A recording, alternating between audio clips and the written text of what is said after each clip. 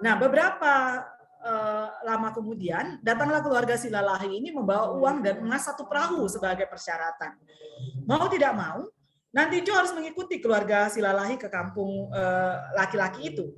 Nantinjo menaiki perahunya dengan membawa segala perlengkapan tenunnya. Namun ketika di perahu, Nantinjo menangis. Dia memanggil ibunya dan berdoa kepada Maha Kuasa meratapi dirinya sebagai si dua jambar. Lalu akhirnya doanya itu didengar, angin dan ombak datang, kapal yang dinaiki Nantinjo tenggelam di Danau Toba. Sementara itu, ternyata uang dan emas 1 perahu hanyalah lapisan atas saja dan bawahnya adalah pasir. Nah, akhirnya keluarga dari Nantinjo, saudara laki-lakinya merasa menyesal. Namun penyesalan datang terlambat kepada saudara laki-laki Nantinjo. Nah, kemudian Nantinjo sudah mati tenggelam di Danau Toba dan Nantinjo dianggap sebagai penguasa Danau Toba. Itulah kira-kira legenda dari Nantinjo. Nah, selanjutnya saya bicara tentang kawasan Danau Toba yang kotor. Danau Toba ini adalah danau terluas di Asia Tenggara dengan keluasan 1.145 km. Dia lebih luas daripada negara Singapura. Saya agak kaget juga ini. Kemudian dalam rangka pengembangan kawasan pariwisata Danau Toba, pemerintah membentuk Badan Otorita Pengelola Kawasan Danau Toba melalui Peraturan Presiden Nomor 49 Tahun 2016. Dan Danau Toba ditetapkan sebagai tujuan wisata bertaraf internasional. Kemudian Perpres nomor 49 tahun 2016 itu disoroti terkesan hanya untuk memenuhi para investor sementara. Investor saja gitu. Sementara belum terlihat pelibatan atau personal masyarakat lokal adat dalam Perpres tersebut. Hal ini terkait dengan izin pembangunan gitu ya, pembangunan resort seluas 500 hektar di Kecamatan Ajibata, Kabupaten Toba Samosir, tidak membahas tentang nasib kelestarian hutan dan nasib masyarakat sekitar dengan adat istiadatnya. Sebaliknya hanya membahas kemudahan perizinan atas implementasi proyek. Jadi artinya Perpres atau yang kemudian peraturan undang-undang yang dikeluarkan oleh pemerintah itu hanya menguntungkan para investor. Nah, pengembangan kawasan Danau Toba ini juga tidak memperhatikan apa yang terkait dengan perusahaan-perusahaan yang sudah lama beroperasi tanpa memperhatikan hak-hak masyarakat adat dan pola hubungan masyarakat adat dengan sumber daya alamnya di kawasan Danau Toba. Apa-apa saja itu? Di sana ada PT Indorayon yang berubah nama menjadi TPL atau Toba Pulp Lestari. Nah, perusahaan ini mengubah hutan alam itu menjadi hutan monokultur sebagai bahan baku kertas. Jadi perusahaan ini akhirnya menanam kawasan Danau Toba itu dengan tanaman eukaliptus. Kemudian akhirnya terjadilah penggundulan hutan yang menyebabkan longsor dan banjir. Lalu penduduk tidak bisa lagi mendapat kayu bakar untuk kebutuhan sehari-hari. Ini salah satu dari perusahaan itu. Namun selain itu ada juga PT Aqua Farm. Dia ini beternak ikan dengan sistem keramba jaring apung. Diperkirakan 200 ton pakan ikan sehari masuk ke dalam Danau Toba dan sekitar 73.000 ton per tahun. Limbah nitrogen yang dihasilkan 6,89 ton. Data dari Badan Lingkungan Hidup (BLH) dari Sumut yang bersumber dari PT Aqua Farm menyebutkan 123,3 ton per hari atau 46,6 per tahun. Itu masuknya nitrogennya. Limbah nitrogen dan fosfor yang dihasilkan oleh PT Aqua Farm Nusantara sudah mempunyai potensi yang besar menurunkan kualitas perairan Danau Toba. Ini dari PT Aqua Farm. Lalu ada juga PT Allegrindo Nusantara. Ini pemilik peternakan babi terbesar di Sumatera, berlokasi di Desa Urung Pane, Kecamatan Purba, Kabupaten Simalungun. Perusahaan ini menghasilkan limbah padat dengan perhitungan 40.000 ekor babi kali konsumsi pakan rata-rata per hari 1,5 kg sama dengan 60.000 kg per hari sama dengan 1.800.000 kg per bulan. Belum lagi limbah cair untuk minuman dan mandi ternak rata-rata minimal 30 liter air kali 40.000 ekor sehingga 1.200.000 liter per hari. Nah, semua itu air ini dialirkan kemana? Tentu saja ke Danau Toba. Akibatnya telah terjadi pencemaran air di pemukiman masyarakat karena air limbah langsung ke Danau Toba dan seluruhnya melintasi pemukiman penduduk dan penduduk merasakan gatal-gatal. Jadi limbah-limbah ini masuk ke Danau Toba gitu sehingga akhirnya mencemari atau mengkotori Danau Toba itu sendiri. Saya kebetulan berapa kali melewati PT Allegrindo ini, tidak hanya polusi air, tapi juga polusi udara, sangat bau sekali. Kotoran dari ternak babi ini yang ada di pemukiman masyarakat. Selain itu juga ada perhotelan dan keramba jaring apung yang juga mencemari air dari Danau Toba gitu. Jadi KJA ini, keramba jaring apung ini juga adalah milik dari masyarakat. Belum lagi hotel-hotel, limbah-limbah dari hotel, semuanya itu masuk ke aliran Danau Toba. Nah, survei menyebutkan bahwa di Danau Toba itu ada kontaminasi itu menyangkut apa aja. Air danau semakin tercemar, pencemaran tanah semakin meningkat, air danau tidak lagi aman untuk diminum. Kalau cerita para pendahulu kita, kalau dahulu mereka minum langsung saja dari air Danau Toba tanpa dimasak gitu ya. Tapi sekarang tidak bisa lagi. Air danau semakin kotor. Kemudian banyak sampah terlihat di danau, badan gatal-gatal akibat mandi di danau, hutan semakin rusak, sungai kering, ikan menjadi kurang, dan limbah hotel dan restoran merusak danau itu sendiri. Inilah hasil dari akibat dampak dari Danau Toba yang sudah tercemar tersebut. Nah, kemudian saya ingin menjelaskan apa itu legenda gitu ya. Ini sangat menarik kali, legenda sebagai sastra lisan. Legenda itu diambil dari istilah Inggris, yaitu legend, yaitu cerita rakyat yang berisikan tentang tokoh, peristiwa, atau tempat tertentu yang mencampurkan fakta historis dan mitos. Legenda-legenda tersebut adalah salah satu dari sastra lisan. Sastra lisan adalah sebuah cerita yang diwariskan secara turun-temurun dari generasi ke generasi dalam bentuk lisan. Nah, ciri-ciri dari sastra lisan ini apa? Yang pertama, karya sastra tersebut merupakan hasil dari masyarakat tradisional dengan pemikiran mereka yang polos dan rata-rata dihasilkan sebelum masyarakat tersebut mengenal aksara atau menuliskan kembali apa yang mereka ceritakan. Jadi ini adalah cerita turun-temurun gitu ya, sebelum mereka kenal aksara. Kemudian karya sastranya menggambarkan kebudayaan tertentu dengan menulis anonim yang sudah tidak diketahui lagi siapa penulis aslinya.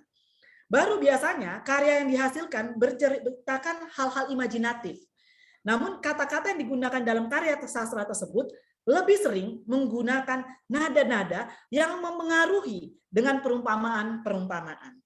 Pendek kata, legenda itu sangat berperan besar mempengaruhi masyarakat di mana legenda tersebut hidup dan diwariskan secara turun-temurun sebagai sesuatu yang bernilai dan dipercayai. Nah, jadi bagi masyarakat setempat, legenda itu tetap bukan sesuatu yang ahistoris, tapi sesuatu yang historis, namun sudah tidak jelas lagi siapa yang menceritakannya di awal, dan masyarakat selalu mempercayai itu. Nah, saya mau masuk tentang ekofeminisme, gitu ya. Istilah ekofeminisme pertama kali digunakan oleh seorang penulis Prancis yaitu Francois de Boin. Saya nggak tahu cara membacanya bagaimana, itu benar atau salah gitu ya. Pada tahun 1974 lewat bukunya Le Féminisme ou la Mort. Gitu. Kemudian menjadi populer pada tahun 1980-an, yakni pada saat munculnya berbagai protes menentang pengerusakan lingkungan dan bencana ekologis. Francois dalam bukunya berpendapat bahwa penindasan, penguasaan, eksploitasi, dan penjajahan dari masyarakat patriarki Barat telah secara langsung menyebabkan kerusakan lingkungan yang tidak dapat dipulihkan. Kemudian kita juga mengenal ada ada Siva, gitu ya, Vandana Siva. Dia dalam bukunya Staying Alive menyatakan bahwa pembangunan kelanjutan dari proses penjajahan, proyek untuk menciptakan kekayaan dalam visi ekonomi patriarki Barat modern, yang didasarkan pada eksploitasi atau pengucilan perempuan, juga eksploitasi dan degradasi alam maupun budaya. Bagi Siva, modernisasi adalah proyek laki-laki yang merupakan ekspresi brutal dari ideologi patriarki sehingga menjadi ancaman bagi kerusakan alam. Patriarki melihat alam sama seperti perempuan, yakni bersifat pasif tidak produktif. Patriarki memahami penghancuran alam sebagai sesuatu yang menghasilkan produksi. Selain itu, Siva juga melihat bahwa kelompok ekofeminis melihat bahwa kerusakan alam terkait erat dengan sikap dominasi laki-laki terhadap perempuan, dianggap sebagai perempuan yang pasif, tidak produktif, atau kaum laki-laki menghubungkan perempuan sama dengan bumi yang irasional. Hal ini didorongkan kaum laki-laki menguasai baik perempuan maupun bumi. Ketidakadilan terhadap perempuan tercermin dalam sikap tidak bertanggung jawab terhadap bumi. Kemudian saya juga melihat dari tulisan Rosemary Putnam Tong dalam bukunya Feminist Thought, dia menyebutkan tentang aliran-aliran ekofeminisme. Dia menyebutkan ada ekofeminisme alam atau kultural yang selalu memperkuat hubungan perempuan dengan alam. Perempuan adalah bagian dari alam sebagai makhluk ekologis yang unik. Kemudian ekofeminis alam juga meyakini bahwa sifat-sifat tradisional dihubungkan dengan alam seperti merawat, mengasuh, dan intuisi. Kemudian ada ekofeminisme spiritual, meyakini bahwa ada hubungan yang dekat antara degradasi lingkungan dan keyakinan Yahudi Kristen bahwa Tuhan memberikan manusia kekuasaan atas bumi. Selain itu, ekofeminisme spiritual juga meyakini bahwa agama bersifat patriarkal seperti Judaisme dan Kristen, sehingga perempuan harus meninggalkan penjara yang opresif dari ruang gereja dan melarikan diri ke ruang terbuka di alam setempat sehingga bisa mempraktekkan spiritualitas berbasis bumi. Kemudian ada ekofeminisme sosial konstrusionis, meyakini hubungan perempuan dengan alam, namun mereka menolak anggapan bahwa perempuan alamiah bersifat peduli dan pengasuh. Tapi sebaliknya, karena perempuan merupakan produk enkulturasi dan sosialisasi. Ekofeminis sosial menjelaskan implikasinya jika perempuan meminimalkan hubungan mereka dengan alam yang dikonstruksikan secara sosial dan dipaksakan ideologis, maka perempuan akan terus-menerus tersubordinasi oleh laki-laki. Begitu juga alam akan tersubordinasi oleh kebudayaan. Kemudian ada ekofeminisme sosial transformatif, mengkritisi kebudayaan barat dikendalikan oleh sistem kapitalisme yang menyuburkan laju hidup, laju patriarki sehingga mengasingkan manusia dan merusak kelangsungan hidup. Sistem patriarki kapitalis membuat tingkah laku manusia barat menjadi tidak menentu. Mereka ingin mendekatkan diri dengan alam tapi tidak mempunyai kemampuan untuk menjembataninya. Legenda Nantinjo dalam ekofeminisme, yaitu menguras Tao. Nantinjo atau Namboru Nantinjo, panggilan yang diberikan oleh masyarakat Samosir kepadanya adalah tokoh spiritual yang dihormati. Istilah Namboru adalah panggilan untuk seorang perempuan yang artinya bibi atau tante. Namboru Nantinjo dipercayai masyarakat Samosir sebagai penjaga Danau Toba. Legenda tentang kehidupan Namboru Nantinjo ini tetap terus sampai sekarang, terus dihidupi, dipercayai sampai sekarang. Ritual menguras Tao adalah suatu bukti bahwa masyarakat setempat tetap mengakui keberadaan Nantinjo sebagai penjaga Danau Toba. Masyarakat mempercayai bahwa ada ketidakseimbangan antara para leluhur dan Danau Toba dengan masyarakat sehingga dapat terjadi bencana atau petaka.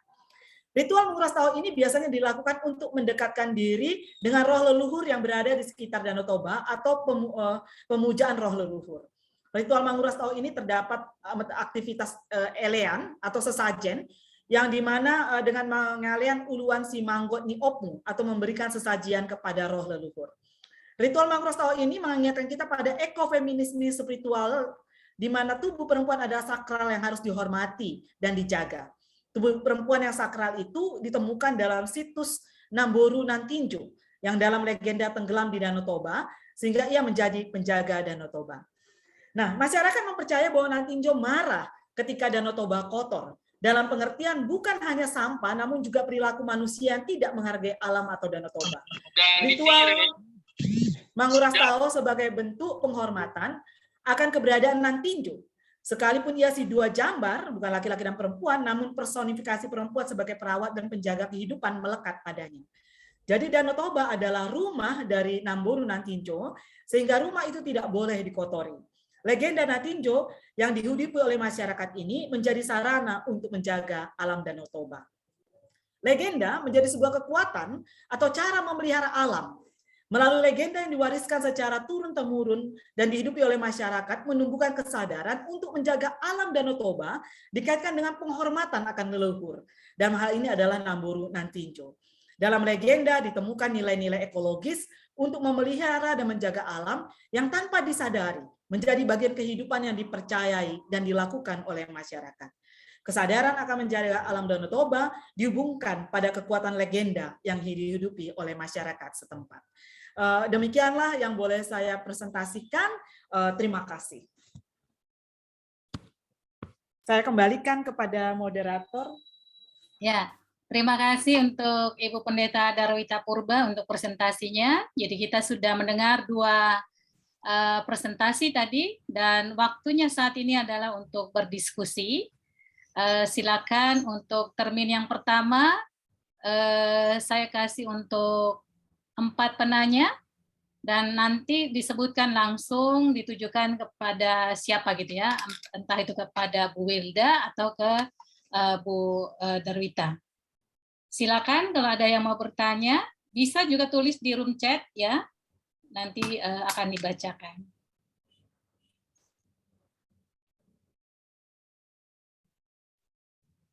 Ada yang raise hand? Bentar saya lihat. Lia ya. Lia, siapa lagi yang raise hand? Silakan. Ada Pendeta Eliver Raja Gugu, Bapak itu, Bu. Ya. Pendeta Eliver. Baik, saya data dulu. Bu Lia, kemudian Pendeta Eliver. Masih ada lagi yang lain? Silakan. Saya Ibu Asnat. Bu Evi ya? Iya. Bu Evi 3, satu lagi, Bapak Ibu. Mari.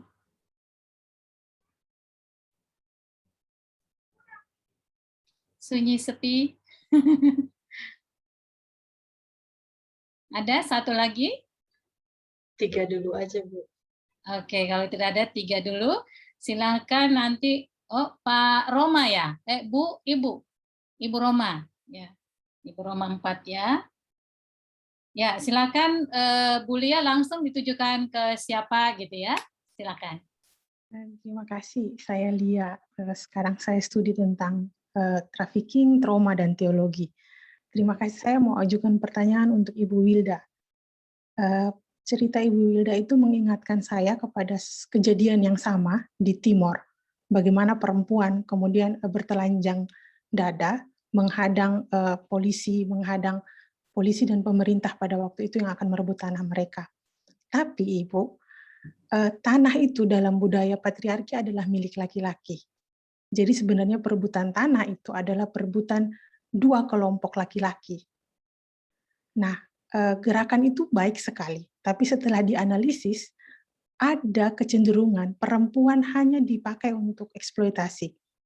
Jadi perempuan yang berdiri di depan itu, satu, mereka tidak mengerti kenapa harus melakukan itu, karena itu dipakai hanya sebagai alat saja, alat advokasi. Yang pertama, ya karena ketika ditanya kenapa kamu melakukan ini, mereka tidak mengerti. Itu yang pertama. Yang kedua, setelah gerakan itu selesai, pengambilan keputusan itu dalam lingkaran pengambilan keputusan perempuan tidak dilibatkan. Kepala suku dan pemerintah yang duduk bersama untuk menentukan hasil dari konflik itu. Jadi saya kemudian melihat bahwa baik ketika perempuan terlibat, tapi bagaimana memastikan agar perempuan tidak dieksploitasi lagi atas nama feminis. Karena saya melihat banyak sekali gerakan, ada beberapa gerakan di Timor yang dulu itu dipelopori oleh tokoh-tokoh perempuan, tapi begitu sang tokoh itu kemudian duduk di politik atau mendapatkan kuasa, gerakan itu mati. Karena dia sendiri tidak digerakkan oleh pemikiran yang kuat. Terima kasih. Jadi intinya adalah bagaimana menjaga agar gerakan itu dari perempuan dan untuk perempuan, bukan dieksploitasi atas nama feminis. Terima kasih.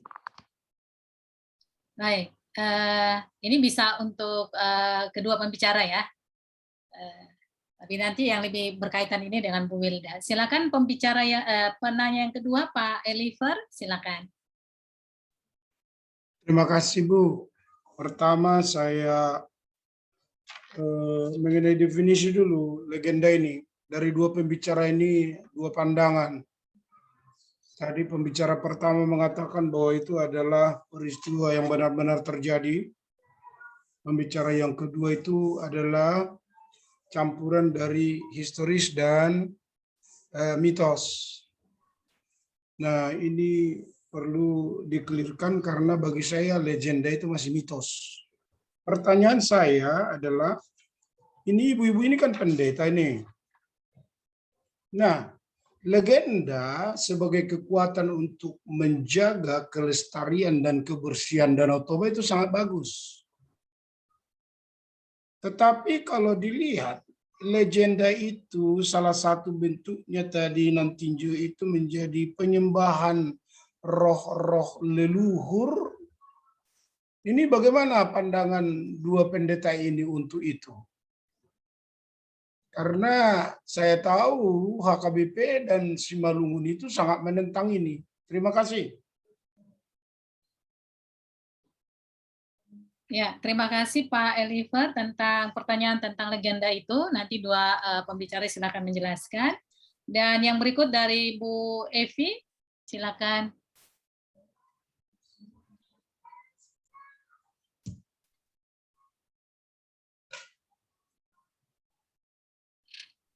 Ya, terima kasih Bu Asna. Saya senang sekali mendengar. Saya Ibu Evi dari Kupang, dari Fakultas Teologi Kupang.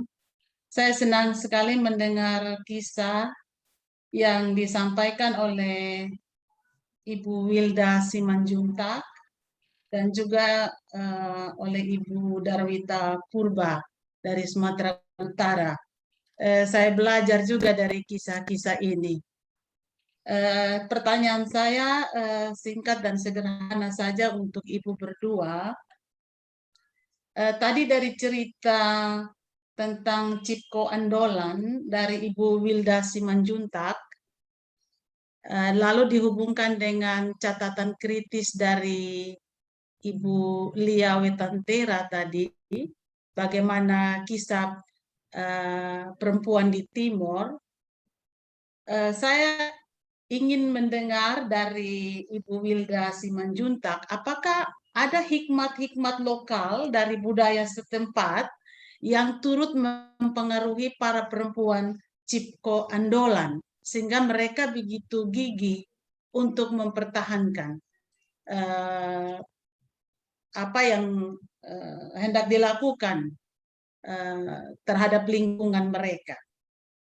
Apakah ada hikmat-hikmat lokal dari budaya mereka? Karena dalam penelitian dari para aktivis di Timor, justru mereka, para perempuan-perempuan itu justru dilatar belakangi juga oleh semangat yang mereka punya di dalam budaya. Ada filosofi-filosofi yang mereka punya dalam budaya mereka yang turut mendorong mereka untuk mempertahankan lingkungan mereka. Itu yang pertama.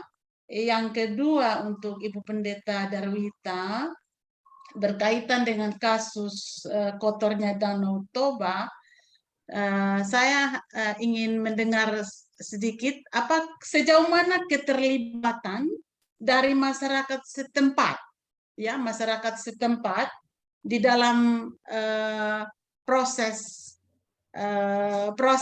sampai adanya Danau Toba itu menjadi kotor. Apakah persentase itu orang luar atau justru orang dalam?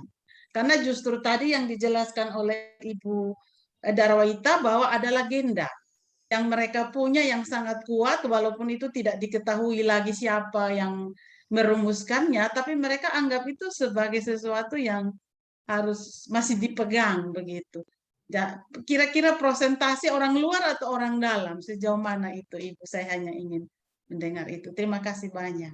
Baik, terima kasih dari Bu Evi pertanyaannya, dan yang berikutnya dari Ibu Roma. Silakan Ibu Roma. Ya, terima kasih untuk kesempatan ini. Saya sebenarnya berlatar belakang dari orang yang pernah bekerja di Pusat Studi Lingkungan Hidup. Jadi saya mungkin tidak banyak melihat dari sisi ekofeminismenya, atau saya coba mencoba melihat dari sisi lingkungannya. Untuk Ibu Wilda, Jadi isu utama yang disampaikan di sini itu sebenarnya memeluk pohon itu apakah karena pohon itu memberikan kehidupan buat dia atau pohon itu ada tumbuh di tempat tanah milik dia. Jadi isunya apa sebenarnya? Isu kepemilikan tanahkah yang dirampas atau isu sumber daya alam sebagai kehidupan dia yang diambil. Nah, itu kita bisa cari nanti jalan keluarnya. Itu yang pertama. Yang kedua, sebenarnya sesuatu ada peraturan dan undang-undang lingkungan hidup, undang-undang pengelolaan lingkungan hidup. Suatu kegiatan pembangunan yang dilakukan itu harus melakukan studi kajian mengenai analisis mengenai dampak lingkungan. Nah, biasanya itu ditentukan dengan peraturan juga luasnya seberapa besar sehingga nanti ada komisi yang dia akan memberikan izin lingkungan untuk kegiatan itu. Di mana itu bisa komisinya dari pusat, komisinya dari provinsi, atau komisinya dari kabupaten. Jadi itu tergantung, semua ada diatur di dalam peraturan. Pertanyaan saya, apakah semua proses ini sudah dilakukan? Karena setahu saya, selama saya pernah ikut melakukan kajian-kajian studi AMDAL ataupun menjadi komisi di AMDAL, itu tentunya itu masyarakat dilibatkan juga. Jadi waktu mereka menyusun lingkup studi dari AMDAL-nya nanti, kajian AMDAL-nya itu masyarakat diundang di situ. Karena dia ingin masukan dari masyarakat. Jadi sebenarnya saya memang tidak tahu prosesnya ini sampai sudah melakukan land clearing kelihatannya ya, pembersihan lahan untuk pembangunannya. Jadi kita mesti lihat dulu sebenarnya isunya itu apa. Itu yang saya mau sampaikan. Yang kedua, saya kurang setuju sikap ibu yang membuka badan itu saya pikir tidak sesuai dengan sopan santun kita sebagai orang Batak ya, yang selalu menutup. Jadi jangan memang kita ingin membela hak kita, tapi saya pikir ada seperti tadi disampaikan itu, kita punya kearifan lokal juga cara-caranya. Jangan sampai membuka itu, saya kurang setuju dengan membuka itu menunjukkan tidak sesuai lagi dengan norma kita sebagai orang Batak yang cukup ketat dengan berpakaian. Yang kedua, kita sebagai saya kira di sana dominan Kristen ya, yang cukup menghargai tubuhnya, yang itu. Nah, itu nilai-nilai itu saya jadi berpikir ini sebenarnya di mana. Itu yang buat Bu Wilda. Kedua, buat Ibu Darwito Purba, sebenarnya kita tahu ada ekosistem danau. Jadi ekosistem danau itu di mana kita bisa melihat keterkaitan atau interaksi antara manusia dengan lingkungannya. Jadi kalau danau itu ada 3 ya. Jadi di luar danaunya, di dalam danaunya, kemudian jadi yang masuk ke danaunya, di danaunya, kemudian yang keluar dari danaunya. Itu semua akan mempengaruhi danau itu sendiri. Nah, kalau kita lihat di sini bahwa banyak kegiatan pasti di luar danau, banyak kegiatan, ada kegiatan hutan, ada kegiatan pertanian, ada kegiatan peternakan tadi, terus di danaunya sendiri ada kegiatan tadi jaring apung kerambah jaring apung masyarakat maupun kerambah perusahaan besar. Kemudian di luarnya itu setelah itu keluar juga pemanfaatan dari air danau yang bisa mengganggu danau itu sendiri. Nah, itu kan banyak sekali. Nah, itu sebenarnya semuanya itu sudah ada yang bertanggung jawab yang mengatur itu semua. Nah, sekarang di mana ini orang-orang yang bertanggung jawab ini? Jadi kalau ini memang tidak sampai upaya-upaya dari masyarakat itu sampai ke pihak-pihak yang terkait, karena saya lihat Danau Toba ini, kalau dilihat Danau Toba itu kan dia kawasannya itu keseluruhan itu ada 7 kabupaten sebenarnya, tapi sama pemerintah dimasukkan 8 kabupaten, sehingga pengelolaan kawasan Danau Tobanya itu sendiri bukanlah di bawah kabupaten-kabupaten itu, tapi itu karena antar kabupaten mestinya itu ada di Sumatera Utara, provinsi jadinya. Nah, kalau itu ada di provinsi, apa yang sudah dilakukan provinsi di dalam mengelola Danau Toba ini sehingga terjadi kerusakan-kerusakan itu. Nah, di situ saya pikir pengetahuan-pengetahuan itu perlu disampaikan kepada kelompok-kelompok perempuan yang dia ingin menjaga danaunya, yang dia ingin supaya kelestarian lingkungan Danau Toba itu bisa berjalan dengan baik. Terima kasih. Terima kasih Bu Roma. Silakan untuk kedua narasumber kita, mungkin mulai dari Bu Wilda dulu ya. Silakan Bu Wilda. Terima kasih Bu Asnat. Salam kenal buat Ibu Lia, Bapak Pendeta Eliver, Ibu Evi, dan Ibu Roma yang memperkaya paper-paper kami nantinya menjadi lebih baik lagi karena masukan-masukan ini. Yang pertama kepada Ibu Lia, terima kasih informasinya. Dan inilah sebenarnya yang kita harapkan dari gerakan-gerakan para perempuan, gerakan ekofeminis ini, bahwa gerakan ini harus terus berkelanjutan, edukasi. Kelihatannya kata kuncinya dulu adalah edukasi. Bagaimana kita menginjeksikan, menyuntikkan pemahaman-pemahaman, gagasan-gagasan mengenai ekofeminis pada jemaat kita, warga gereja, dan masyarakat. Ketika edukasi ini telah menjalar baik, lalu mereka akan tahu untuk apa, bagaimana, dan selanjutnya, dan seterusnya gerakan itu dan aktivitas itu apakah untuk mereka. Seperti yang Ibu Lia katakan tadi, saya senang sekali oleh mereka, tapi untuk kebutuhan orang banyak. Oleh karena itu, bagaimana gerakan ini? Apakah dia selesai? Kelihatannya gerakan ini tidak akan pernah selesai, tapi dia terus, gerakan-gerakan ekofeminis ini. Yang mau saya lihat adalah bagaimana gerakan ekofeminis ini adalah gerakan yang setara, dalam kesetaraan. Dan kita melihat kalau kata kunci dari ekofeminis ini adalah juga sharing, caring, dan setara. Nah, oleh karena itu, bagaimana kita melihat gerakan yang ada di Sigapiton ini, dan juga yang ada di Timur tadi, yang seperti yang Ibu Lia katakan, adalah gerakan yang hampir sama, tapi cenderung mereka dieksploitasi. Kalau saya tidak buru-buru untuk mengatakan itu, karena harus pelan-pelan juga melihatnya. Kalau saya pribadi tidak buru-buru melihat apakah mereka dieksploitasi. Yang pasti saya melihat dulu ada gerakan itu, bahwa mereka memeluk pohonnya. Itu dulu. Dan terima kasih Bu Lia, mungkin nanti kita akan berkomunikasi lagi, karena informasi-informasi itu juga penting untuk saya masukkan nanti di paper ini untuk selanjutnya. Tapi saya melihat yang pertama tadi adalah bagaimana edukasi itu juga harus terus dilanjutkan dari para gerakan-gerakan ekofeminis para perempuan ini.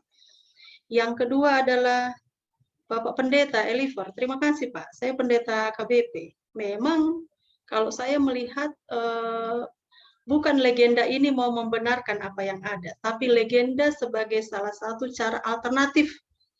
Karena memang bapak saya Kristen, waktu saya kecil, di kampung kami itu adalah kampung Simanjunta, itu adalah daerah di arah Balige sana, disitulah kampung opung saya, Siboruon Balige, di mana ada air terjunnya yang luar biasa indah. Ketika itu, maaf saya mengatakan, Pak, saya mau ke belakang, saya mau buang air kecil. Lalu bapak saya mengatakan, ketika itu saya masih ingat sekali, Buru, nanti kalau kau melakukannya bilang, Sata biopung, Bolak-balik saya tanya, Pak, mengapa saya mengatakan itu? Ya, karena setiap tempat ini ada penunggunya. Lalu kemudian saya mengerti juga, oh Bapak saya udah Kristen gitu juga, gitu. Tapi saya semakin hari semakin merasakan bahwa ini adalah bentuk melihat alam itu juga jangan dikotori yang tadi itu. Nah, itu mungkin yang salah satu, yang lainnya masih ada yang lain gitu. Tapi saya melihat bahwa ada sebuah sikap menghargai, yang saya lihat itu aja, sikap gitu, sikap menghargai. Nah, di situ ya Bapak Pendeta. Jadi saya melihat Amangaraja Guguk bahwa kelihatannya legenda ini sebagai salah satu cara yang dipakai untuk apa ini? Yang kelihatan juga subur di masyarakat kita. Tapi sebagai pendeta tentulah kami juga membawakan suara-suara Nahdiyah untuk itu. Nah, kepada Ibu Evi, saya melihat kalau namanya di situ dibuat Ibu Maria R.A. Pada ya, tapi di panggilannya Ibu Evi. Salam kenal Ibu Evi dari Kupang, dari Fakultas Teologi Kupang. Kalau melihat hikmat-hikmat lokal dari budaya lokal tadi yang dilihat ini, saya melihat juga budaya yang ada di situ adalah semangat mereka. Apa itu? Gairah yang muncul, yang melihat bahwa mungkin kita kadang berpikir, oh apa itu? Yang 4 elemen tadi, kalau kita bicara legenda tadi kan bicara dengan air juga. Air, tanah, udara, api. Itu dekat sekali pada perempuan. Jikalau ini terganggu satu dengan yang lain, pasti akan berdampak pada rumah tangga, keluarga. Jadi kalau saya melihat tadi budaya yang mereka lihat adalah bahwa setiap pohon itu punya tondi. Nah, ini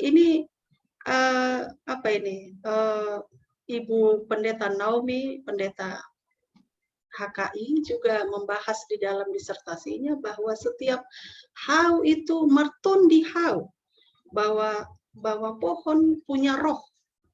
Nah, di sini saya melihat juga ada kearifan lokal itu. Ketika itu mau ditebang, alat-alat berat itu, saya melihat gerakan mereka itu.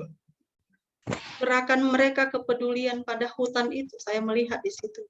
Bahwa hutan itu martondi hau. Martondi itu memiliki roh. Jadi ada sesuatu yang harus dijaga, yang harus dirawat.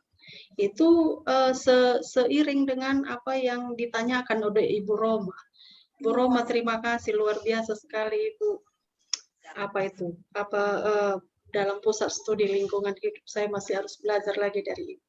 Tapi yang mau saya lihat isunya di sini adalah isu Cipko Andolan itu. Mereka memeluk pohon itu.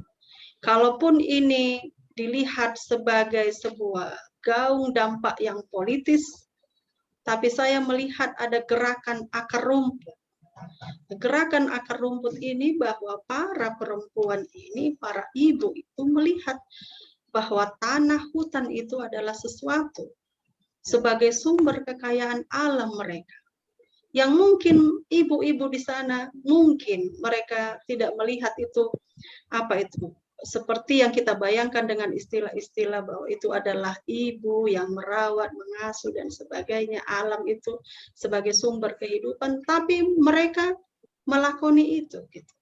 Nah, memang benar Ibu, memang Ibu Roma, ketika saya juga melihat peristiwa itu dan melihat para ibu-ibu itu buka baju setengah telanjang, dan kita bisa melihat juga videonya ada di YouTube juga. Memang para ibu-ibu perempuan Batak adalah orang yang sangat beradab sekali, yang sangat santun sekali, yang agamais sekali. Dan mereka tidak akan membuka baju dadanya hanya untuk tugas yang mulia saja mereka membukanya itu. Yang mulia itu yang saya katakan untuk dalam keluarga, untuk hubungan seksual. Hanya itu saja.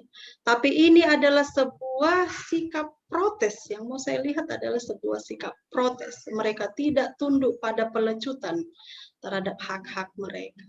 Memang kita juga melihat itu, bahwa teologi tubuh ada. tubuh dipakai untuk sesuatu yang memang untuk tugas yang mulia. Tapi saya melihat itu tugas mulia juga, bahwa mereka mempertahankan haknya untuk itu. Dan di paper saya juga saya jelaskan bagaimana kehinaan, kedinaan mereka, dan mereka tidak tunduk kepada itu. Tapi mereka melakukan sebuah sikap.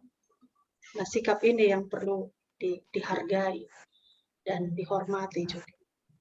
Nah, kemudian apakah sudah semua ya tadi ya? Nanti bisa lagi kembali lagi setelah Kak Darwita lagi, bisa lagi kembali kepada saya. Tapi saya senang sekali Ibu Bapak ketika Ibu Asnat mengatakan melalui Mas Andreas untuk presentasi yang pertama, datanglah dari daerah Sumatera Utara. Nah, kami dengan gegap gempita senang sekali Sumatera Utara. Kami untuk webinar seri yang pertama. Jadi inilah yang bisa kami sampaikan, nanti bisa berlanjut lagi di dalam diskusi-diskusi selanjutnya. Terima kasih Bu Asnat. Ya, sama-sama. Terima kasih Bu Wilda. Yang berikutnya dari Bu Darwita, silakan. Ya, terima kasih Ibu Asnat. Pertama, saya ingin menanggapi juga tentang Ibu Lia ya, tentang para perempuan Batak yang kemudian membuka tubuhnya gitu ya. Benar sekali yang dikatakan oleh Pendeta Wilda bahwa perempuan Batak itu sangat menghargai tubuhnya, sangat menghormati tubuhnya. Ia akan melaksanakan tugas membuka tubuhnya untuk tugas-tugas tertentu, yaitu termasuk juga untuk memberikan kehidupan kepada anaknya, seperti itu. Itu memang dilakukan oleh para perempuan Batak.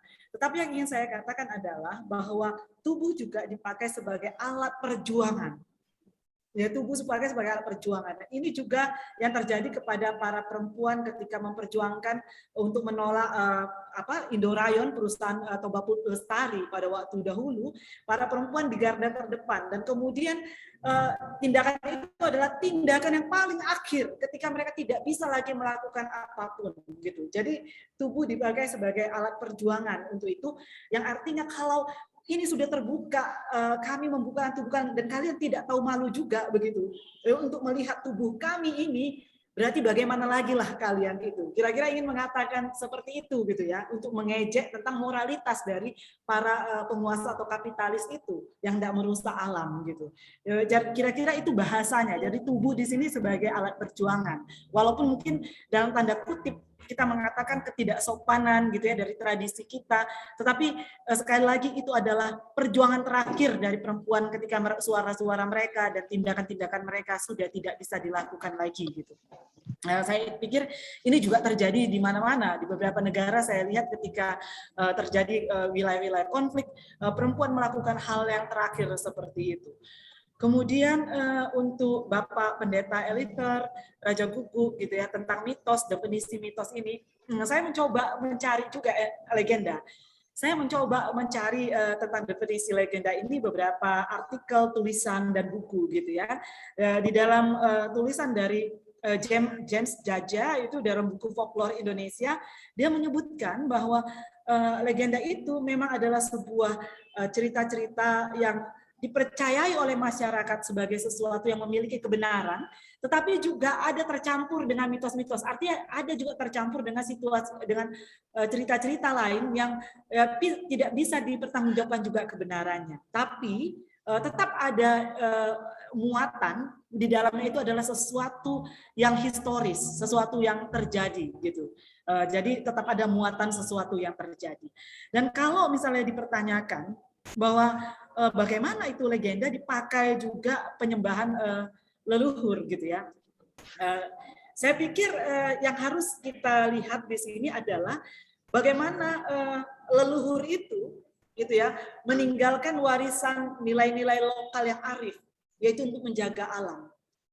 Saya pikir poinnya di situ gitu yang penting yang harus kita lihat, bahwa para leluhur itu ternyata memiliki nilai-nilai untuk menjaga alam, dan itu diwariskan secara turun-temurun, dan kemudian itu dikemas dalam legenda, dan kemudian kalaupun ada adalah menguras tao itu adalah sebagai salah satu cara gitu ya, cara untuk menghargai alam itu sendiri gitu, yang diwariskan oleh para leluhur.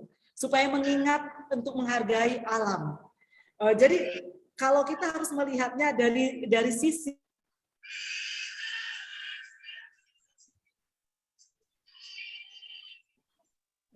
lempar nih. Bu Darwita terlempar keluar. Gangguan sinyal kayaknya ya. Kita tunggu semua. Udah masuk lagi. Silakan. mungkin saya lebih bagus menutup kamera saja. Iya. Karena sangat jelek sekali sinyal, lagi hujan di Pematang Siantar. Ya. Hujan tidak suka kamera. Benar-benar Ibu. Nah, kalau begitu saya sih lebih fokus kepada nilai-nilai yang diwariskan oleh leluhur itu gitu. Ternyata ada nilai-nilai yang justru sangat-sangat Kristiani sekali untuk menjaga alam, memelihara alam dan sebagainya. Sehingga bagi saya legenda justru bisa dipakai untuk berteologi. Sayang sekali memang saya tidak menuliskan itu untuk berteologi dengan legenda itu gitu. Tetapi kita bisa menggunakan itu sebagai sarana bagaimana Allah berkarya melalui menyampaikan sebuah pemberitaan melalui legenda gitu. Jadi legenda itu memiliki nilai-nilai yang sangat Kristiani untuk menjaga alam, memelihara alam, merawat ciptaan Tuhan gitu. Nah, kemudian kalau tadi dari Ibu Evi mengatakan tentang sejauh mana keterlibatan masyarakat setempat dalam perusakan Danau Toba menjadi kotor gitu. Kalau kami melihat bahwa perusakan Danau Toba itu justru datangnya dari luar. Jadi dari perusahaan-perusahaan yang kemudian investornya itu justru dari pihak asing yang datang ke situ, dan kemudian orang-orang dari luar daerah masyarakat Samosir yang memiliki kapital atau modal yang cukup besar, yang kemudian mereka mendirikan perusahaan-perusahaan, baik itu juga hotel. Masyarakat setempat hanya memiliki kerambah jaring apung yang itu jumlahnya juga tidak begitu banyak gitu ya. Karena kalau sistem dari perusahaan ini mereka itu membuat kerambah jaring apung itu dalam bentuk yang sangat besar, masif gitu. Tapi masyarakat mungkin hanya seberapa tidak begitu banyak begitu. Nah, jadi sebenarnya yang perlu ingin saya tekankan di sini bahwa kita bisa menggunakan legenda ini untuk mempengaruhi sebenarnya masyarakat setempat dan juga masyarakat luar, bahwa ada nilai-nilai yang dipelihara dan dihidupi oleh masyarakat, dan bila bisa melanggarnya maka ada nilai-nilai lain yang akan didapat. Walaupun kadang-kadang kita dengan instan mengatakan, oh itu kapal Sinar Bangun tenggelam gara-gara seperti ini. Ya, padahal banyak hal lain yang bisa kita lihat kan, bukan hanya sekedar itu. Tapi biarlah itu dihidupi, sehingga dengan cara itulah mungkin kita bisa melihat bahwa bagaimana untuk menjaga alam ini. Sebenarnya kan pesan yang dibalik itu adalah bagaimana untuk menjaga alam gitu. Pesan dibalik dari setiap legenda-legenda di tengah-tengah dalam masyarakat itu sendiri.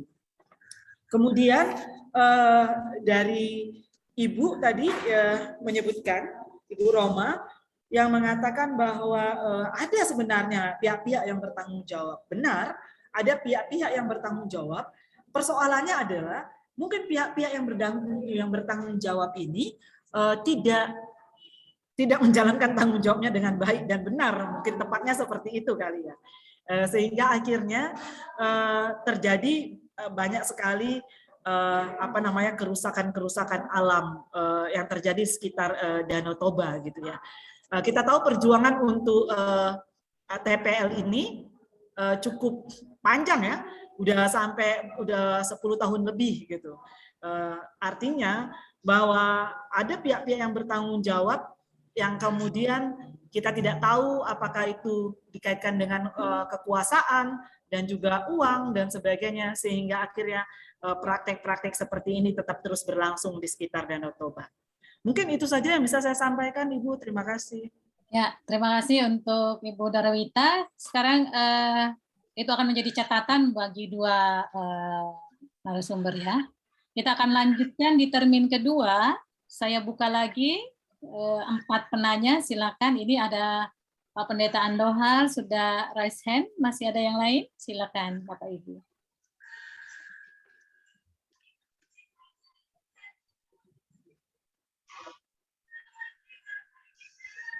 Adakah? Pendeta Purba itu, Pendeta Purba. Sudah raise hand. Iya, Pak Andohar kan? Ya, selamat sore buat kawan-kawan semua. Ya, Kedengaran ya Kak ya? Kedengaran Ya. Ibu? bisa. Tapi kita tunggu dulu yang lain kalau ada yang mau bertanya. Kita Oh, iya. tampung dulu ya. Halo Dek. Adakah saudara?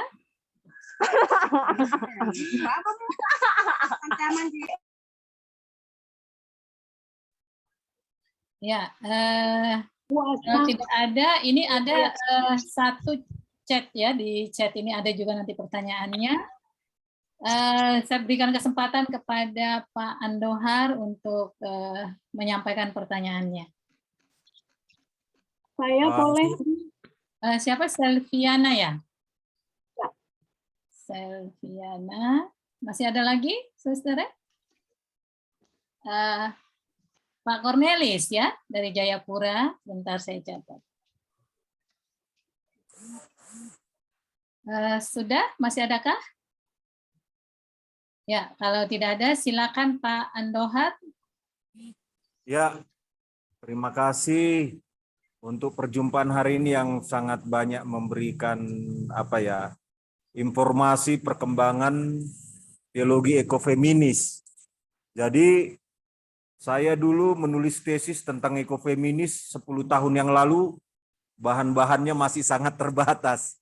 Ini saya dapat banyak masukan, lalu dari perspektif budaya juga tadi etnis, secara khusus Batak Toba, tentang spirit ekologi dan perjumpaannya dengan perempuan. Mungkin saya nanggapi sebenarnya bisa juga ditambahkan dengan misalnya dari narasi Siborudea Parujar, bahwa dunia ini diciptakan oleh perempuan. Dan anak pertama dari Siborudea Parujar itu berbentuk bulat. Akhirnya ditanam, itulah yang menjadi cikal bakal pohon-pohon atau menjadi hutan, atau bahasa Bataknya harangan. Jadi dalam perspektif itu sebenarnya hutan itu adalah saudara dalam perspektif Batak Toba. Lalu soal tadi perlawanan perempuan dengan tubuhnya, saya ada perspektif sedikit, entah bisa menjadi pertimbangan atau ini bisa atau tidak gitu ya. Nah, di Batak Toba perempuan itu dalam fase hidupnya dibagi dua dalam sebutan. Sewaktu perempuan anak gadis, dia disebut namar baju, atau di bahasa Indonesia kan diterjemahkan menjadi yang pakai baju.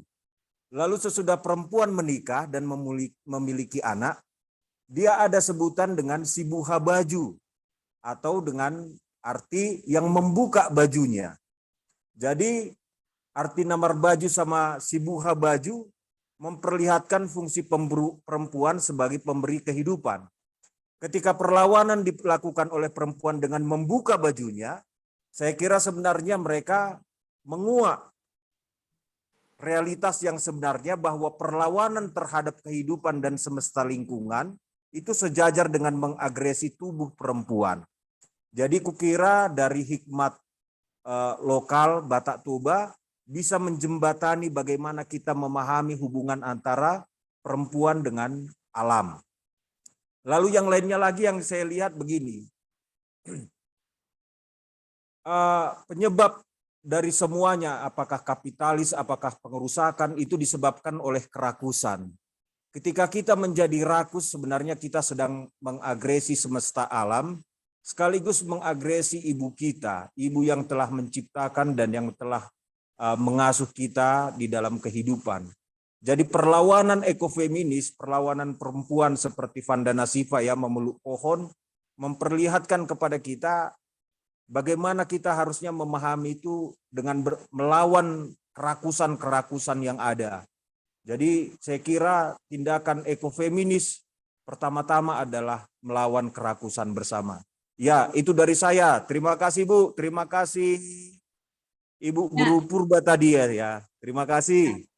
Terima kasih Pak Andohar. Kita lanjutkan pada Ibu Selviana. Silakan.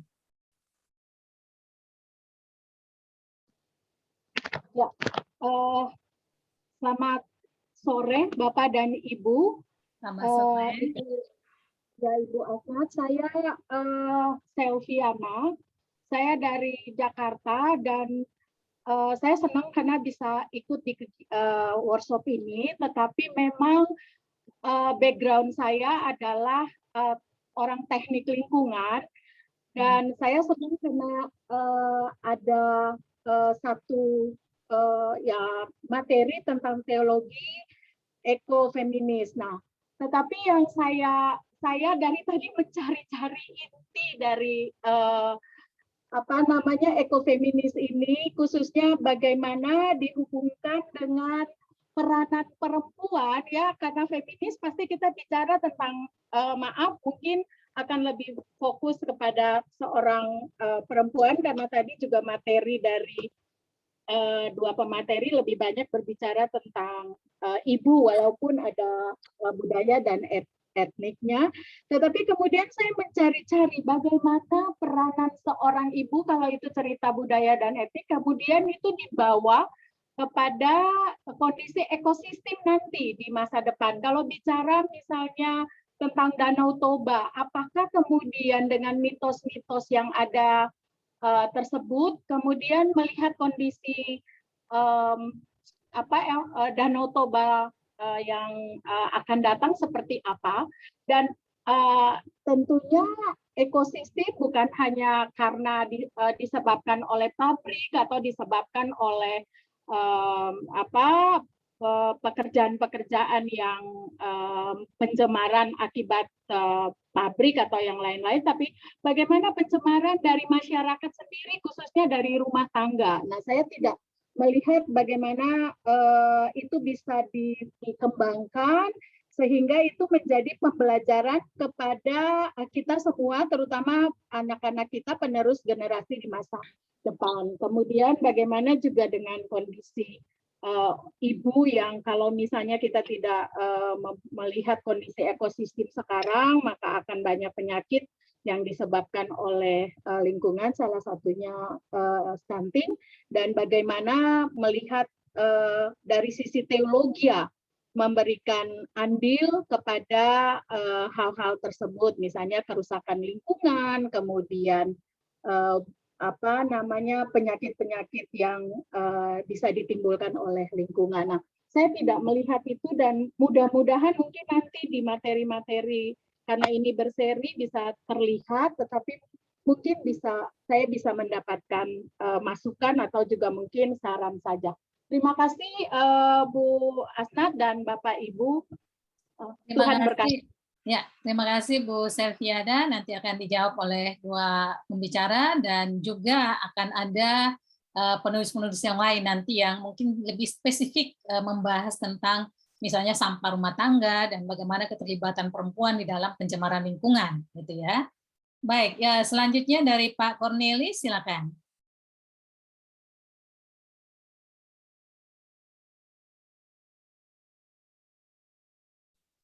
Ya, baik. Selamat sore semua. Selamat sore, Pak. Ya, saya mengarah kepada legenda dari Ibu Darwinta ya. Kami di Jayapura itu ada danau juga, Danau Sentani namanya. Nah, kami punya legenda di situ. Setiap tahun ada yang meninggal. Walaupun orangnya tahu berenang juga, tapi danau itu menelan orang. Jadi ada semacam bukti bahwa memang ceritanya itu setiap tahun danau itu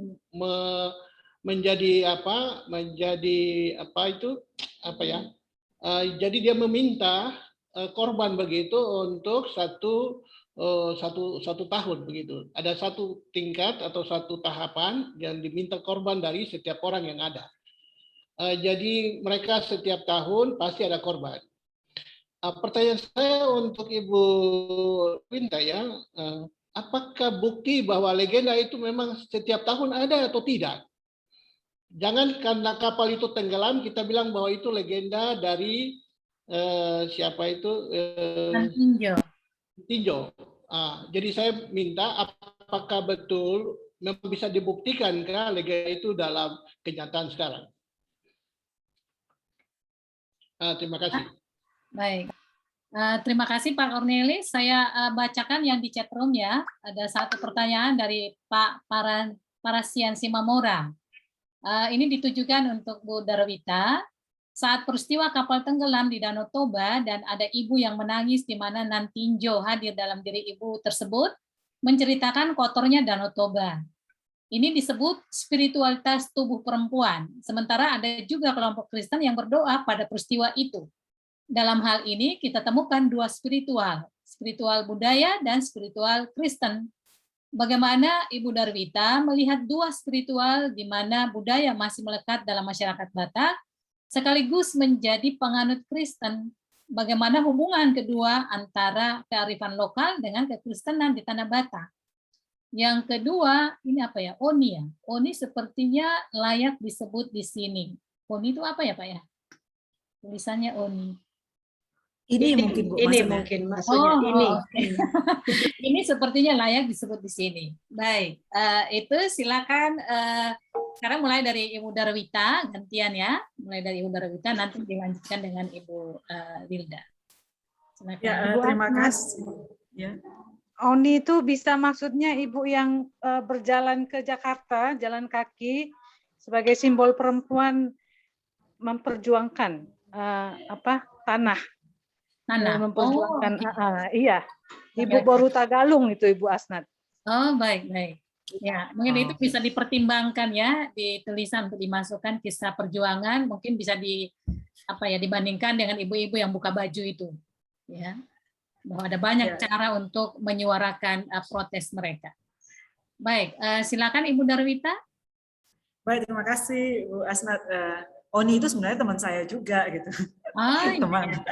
Teman dekat saya juga, sering bermain bersama gitu ya. Ibu rumah tangga yang kemudian akhirnya menjadi, tapi dia tidak mau menyebut dirinya seorang aktivis.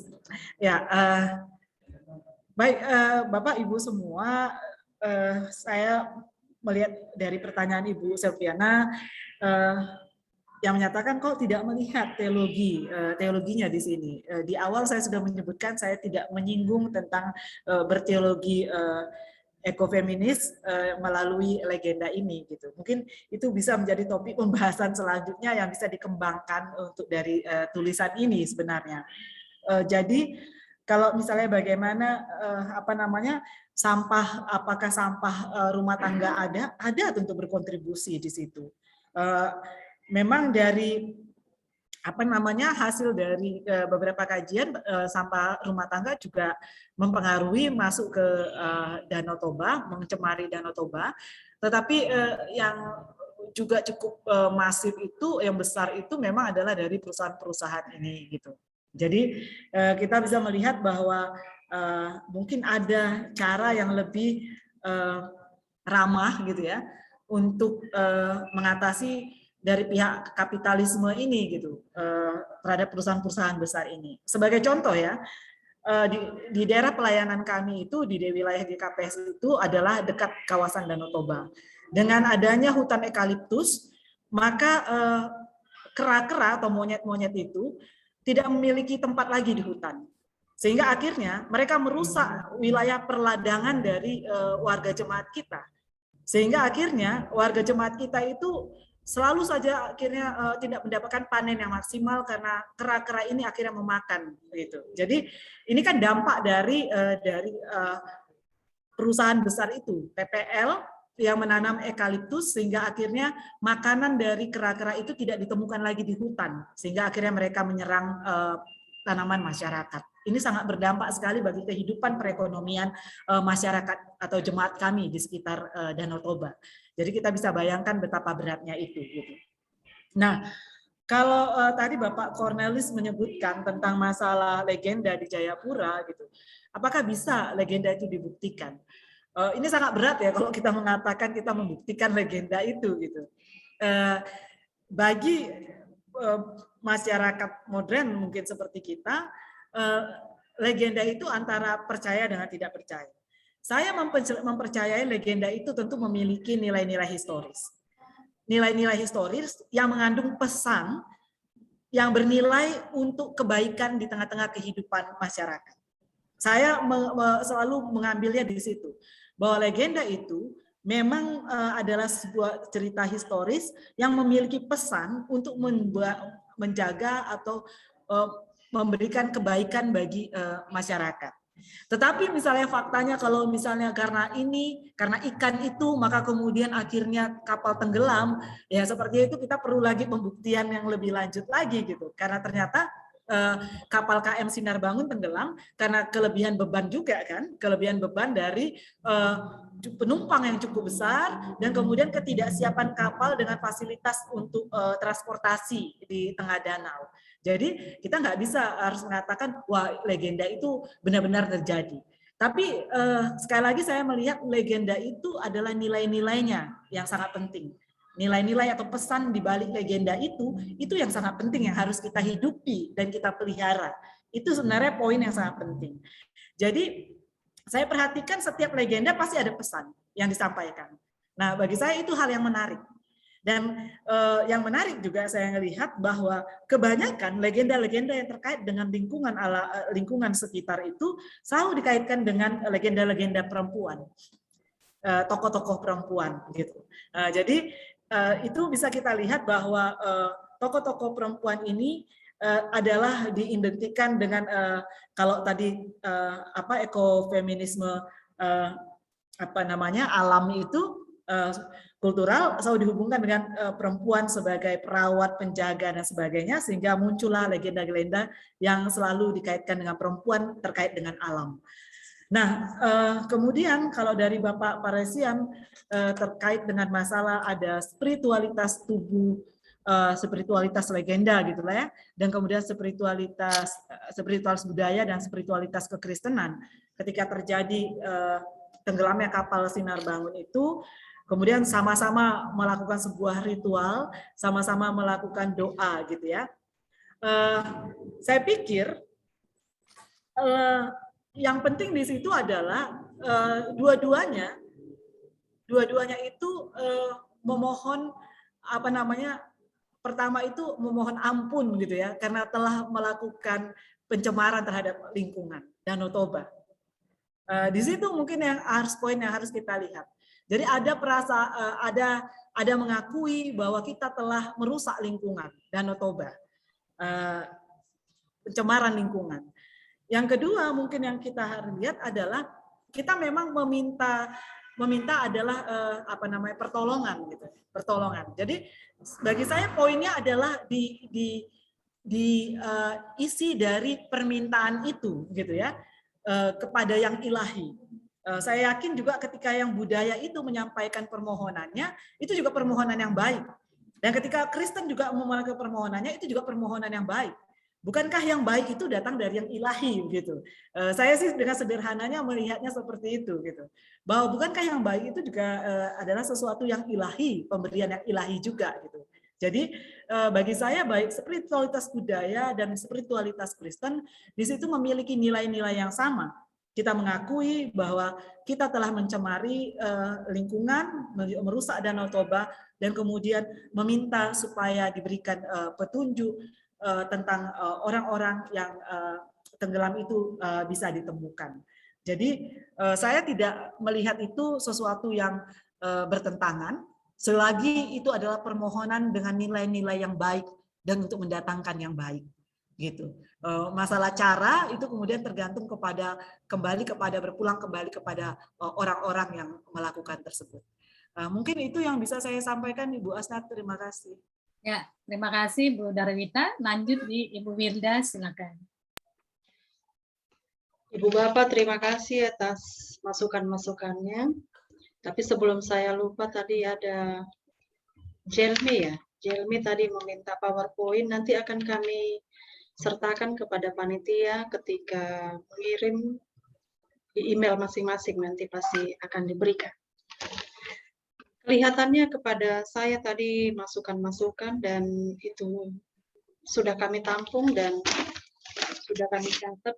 Saya sudah menulis 4 lembar halaman ini semua masukan tanpa ada yang tertinggal dari Ibu Bapak karena pertemuan ini sangat penting sekali. Terima kasih buat Bapak Pendeta Andohar Purba tadi bahwa mengenai Namar Baju, Sibuha Baju, Inang Baju, ada juga. Nanti saya akan mengupasnya dan mencari lagi informasi-informasi yang boleh terkait dalam paper-paper ini. Terima kasih, Amang. Memang ada Amang Purba dan Amang Parasian Simomora. Kebetulan suami saya Marga Manalu, jadi ini adalah hahaduli saya masing-masing berdua di sini. Kepada Ibu Selviana yang dari Jakarta, terima kasih Bu. Tadi memang sudah dijawab oleh Kak Darwita mengenai mitos-mitos itu, dan kelihatannya kalau bagi saya memang ini adalah sebuah kajian teologi ekofeminis. Seperti yang saya katakan di awal bahwa saya mengusung pemikiran dari Carson dan bagaimana dia melihat menentang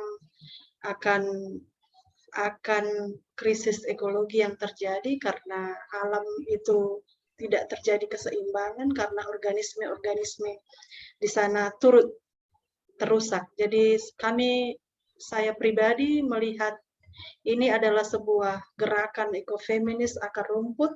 Kalau tadi Ibu mau melihat tentang teologinya, di paper saya di halaman 9, 10 mengenai spiritualitas ekofeminis, spiritualitas yang berbasis bumi, dan juga spiritualitas ekologi ada di situ. Nanti boleh dilihat di paper itu nanti yang mungkin akan dikirimkan oleh panitia nantinya. Pak Cornelius juga terima kasih Pak dari Jayapura, Bapak telah turut ikut ini memberikan semangat dan gairah saya pribadi Pak sebagai buruh Batak. Saya senang sekali Bapak ikut di sini. Jadi semakin menambah semangat kami bahwa Bapak turut juga. Tapi memang ini menarik sekali seperti yang Kak Darwita katakan mengenai mitos-mitos ini, sering sekali kisah-kisah para perempuan. Contohnya kisah batu gantung. Sampai sekarang maaf, anak-anak saya selalu bertanya kalau kami lewat dari Parapat, Mam, yang mana batu gantung itu? Karena hampir warung-warung, panatapan di sekitar Danau Toba, ibu bapak yang berada di timur dan di Kupang, datanglah melihat Danau Toba kami yang sangat indah, apalagi kalau sudah lewat nanti masa pandemi ini, boleh berkunjung melihat Danau Toba kami. Di situ ada legenda juga tentang batu gantung. Jadi anak-anak selalu bertanya, yang mana yang batu gantung ini? Karena hampir warung-warung di sekitar di tepian-tepian Danau Toba itu mengklaim bahwa warungnya itu dekat ke batu gantung itu. Tapi sampai sekarang saya juga masih mau melihat yang mana itu bentuknya. Katanya juga ada tergantung dan ada anjing di belakangnya. Nah, ini legenda ini menarik dan memang sampai sekarang juga selalu kita tertarik untuk melihat-lihat apa yang legenda ini, dan kadang-kala kita juga mau mencari nilai-nilai yang seperti yang Kak Darwita katakan bahwa dalam legenda itu ada pesan moral sepanjang itu untuk yang kebaikan dan memberikan kebaikan, dan itu juga yang selalu kita harapkan, yang kebaikan itu, the goodness itu. Nah, itu aja dari saya Bu. Baik, terima kasih Bu Asnat. Ya, baik, terima kasih. Untuk kedua narasumber, kita masih ada 10 menit dan saya akan menyampaikan beberapa hal gitu ya. Nah, tadi yang tentang demonstrasi itu loh, protes yang telanjang dada, ya sudah dijelaskan juga. Tapi menurut saya ya mungkin perempuan-perempuan sudah tidak bisa lagi menyampaikannya secara biasa gitu ya, sudah sangat sudah buntu lah gitu ya, lalu mereka mencari cara untuk bagaimana menyampaikan aspirasi mereka, keinginan mereka. Dan menurut saya kalaupun telanjang dada nggak masalah, kan budaya kita budaya telanjang dada. Coba lihatlah dulu kita di Jawa, di Bali, di Batak, di Sumba, itu kan cuma batas perut ke bawah kan, pakai sarung, di atasnya kan lepas, bebas. Jadi enggak masalah, itu budaya kita. Kenapa kita mengatakan itu tidak beradab, tidak bermoral? Loh, itu budaya kita kok. Yang kita pakai sekarang ini budaya dari mana? Dari barat kali, gitu ya. Porno aksi. Porno aksi, porno apalah gitu. Tapi orang dulu nggak merasa itu sebagai porno. Itu adalah budaya kita. Dan orang mengatakan ketelanjangan itu sangat tergantung pada cara kita melihat ketelanjangan itu. Sebenarnya telanjang itu nggak masalah. Kita yang melihat itulah yang bermasalah, gitu kan? Loh, bayi telanjang kan nggak apa-apa, anak-anak telanjang nggak apa-apa. Kitanya ini yang berpikir gitu. Jadi menurut saya sih nggak masalah itu. Dan dalam gerakan feminisme dikatakan personal is political. Jadi kita bisa menggunakan tubuh kita, diri kita untuk menyampaikan aspirasi kita. Ya. Itu Bapak Ibu. Kemudian tentang feminisme, tentang ekofeminis, memang sih ada kesamaan, banyak kesamaan antara perempuan dengan alam sebagai penyedia kehidupan lah, atau sebagai apa ya? Dia berangkat dari cara berpikir yang sama tentang dualisme. Jadi melihat perempuan dan alam itu sama sebagai materi, sebagai objek yang dieksploitasi. Jadi ada kesamaan nasib antara perempuan dengan alam, dan perempuan mau berjuang bersama-sama dengan alam. Tapi sebenarnya perjuangan ekofeminisme itu bukan terutama karena ada kesamaan itu, ya, tetapi mau melihat bahwa perspektif feminis itu atau aspek feminin gitu ya, itu lebih ramah terhadap lingkungan dibandingkan dengan prinsip maskulin yang cenderung menghancurkan atau merusak alam. Nah, itu yang mau kita kedepankan ya, bagaimana menggunakan prinsip feminin di dalam memperlakukan alam yang lebih ramah terhadap alam seperti itu. Walaupun kita sadari, kita akui juga bahwa perempuan turut di dalam merusak alam. Ya, sampah-sampah rumah tangga itu perempuan yang kecenderungannya belanja, ya, hobi belanja, menggunakan barang-barang kimia di rumah tangga, itu berarti kan perempuan terlibat dalam pengurusakan alam juga. Ya, tetapi kita bisa melihat sesuatu yang positif dari perempuan untuk menyumbang pada memperbaiki alam. Nah, ini yang mau kita lakukan di dalam ekofeminisme. Nah, Bapak Ibu, ada banyak teori ya, ada banyak tulisan, masih banyak tulisan yang akan kita dengarkan bersama dalam tatap muka setiap hari Senin jam 4. Masih ada 12 penulis ya, atau artikel yang akan menyajikan tulisan mereka. Ada dari Papua, ada dari Maluku, ada dari NTT, dari Jawa, dan dari Sumatera juga. Jadi minggu depan Ibu Melinda Siahaan akan mempresentasikan tulisannya bersama dengan Andreas Kristianto. Nah, kita diharapkan hadir lagi untuk kemudian memberikan mendengarkan informasi tentang ekofeminis, sekaligus juga memberikan masukan-masukan untuk tulisan ini. Nah, bagi saudara yang meminta naskah atau materi, sabar ya. Nanti ini akan diterbitkan. Daripada dapatnya sepotong-sepotong, satu-satu artikel, lebih bagus dalam bentuk satu buku, lengkap gitu ya. Nah, ini memang kita rencananya mau terbitkan. Jadi harap bersabar, pasti ada saatnya untuk kita semua. Ya. Nah, itu Bapak Ibu, saya akan share di Facebook saya dan juga di WA tentang Ibu Asnat, jangan lupa kita berfoto bareng. Oh ya, oke. Bentar. Ini mungkin Andres bisa bantu saya untuk memfotokan. Ya Bu, nggak tahu Bu Eka ada nggak ini? Nah, Mbak Eka? Eka nggak tahu. Nah, tapi saya tunjukkan ini ya. Jadi ini yang untuk lengkapnya. Ya, seri webinar sampai tanggal 20 sudah ada penulis-penulis dan judul-judul tulisan di sini. Nah, saya melihat judul-judulnya sangat menarik dan jangan lewatkan. Kita akan ketemu setiap hari Senin. Ya, dicatat nanti saya akan share daftarnya itu. Baik, minta Bapak Ibu Saudara untuk membuka kameranya. Kita akan foto bersama. Silakan. Biar Bu Eka yang mau foto, Bu. Oh, ada Mbak Eka, ada? Mbak Eka. Atau dari saya juga nggak apa-apa, saya bisa. Oh, gitu, ya. Oke, silakan dibuka kameranya Bapak Ibu supaya wajah yang cakep dan ganteng itu bisa terlihat di sini. Saya mulai dari layar pertama ya. Senyum. Kita masuk di layar kedua. Wah, ini pada buka kamera semua. Layar ketiga, ini belum buka semua. Silakan dibuka layar ketiga.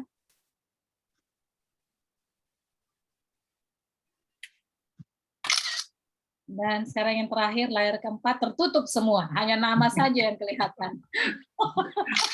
Gelap.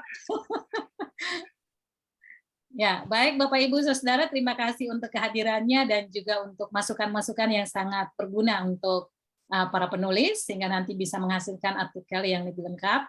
Nah, memang ini kami rencanakan untuk diterbitkan sekaligus juga memberdayakan kaum perempuan dan juga laki-laki untuk belajar menulis dan menuliskan apa yang ditemukan dari pengalaman kita masing-masing. Ya, mungkin banyak buku ekofeminis, tapi yang dari konteks Indonesia masih sangat sedikit dan berharap ini akan menambah literatur bagi kita. Ya. Terima kasih sekali lagi untuk kehadirannya dan diharapkan kehadirannya hari Senin minggu depan. Tetap di jam 4 sore. Terima kasih Bapak Ibu. Terima kasih Bu Terima Asna. kasih. Selamat Ibu Evi. Terima kasih ya Bu Asna. Baik Terima teman-teman. kasih pembicara. Terima kasih semuanya. Terima kasih. Terima kasih. Terima kasih. Semuanya. Shalom. Dadah. Dadah.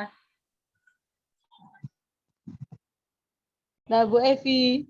Ya, Bu, terima kasih. Bu Desi. Ini baru lihat terakhir.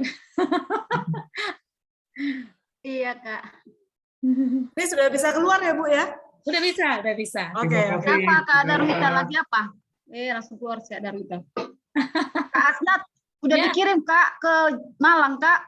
Belum, baru nyampe hari ini bukunya. Oh iya, karena udah Nanti tanya di- sama Pastor Gregorius itu. Baik, nanti dicek. Oke, dia dulu tertarik konteksnya. soalnya. Ya, baik. Oke, Kak, salam sehat, Kak. Dadah, Bu Risma. Terima kasih, Bu. Dadah, salam. Kak Desi.